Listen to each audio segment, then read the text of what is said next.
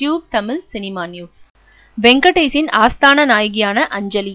காஜல் அகர்வால், தமன்னா போன்ற நடிகைகள் பட வாய்ப்பே இல்லை என்றாலும் நரைதரித்த ஹீரோக்களுடன் எக்காரணம் கொண்டும் டூயட் பாடுவதில்லை என்ற கொள்கையை கடைபிடித்து வருகிறார்கள்.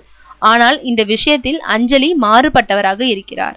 அதாவது, எனக்கு ஹீரோ முக்கியம் இல்லை, எனக்குரிய கேரக்டரும் வெற்றியும் தான் முக்கியம் என்று கூறி வருகிறார்.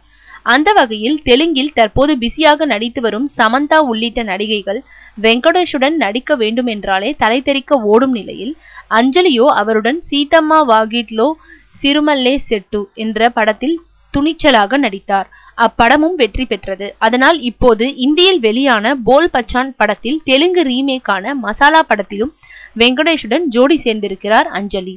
அதேபோல் அடுத்து அவர் நடிக்கும் இன்னொரு புதிய படத்திற்கும் அட்வான்ஸ் வாங்கி அவரது ஆஸ்தான நாயகி என்ற இடத்தை பிடித்திருக்கிறாராம்.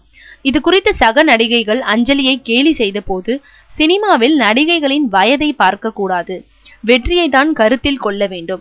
என்னை பொறுத்தவரை அவருடன் நடித்த முதல் படமே ஹிட் ஆனது. அதனால் தொடர்ந்து அவருடன் நடிப்பேன்.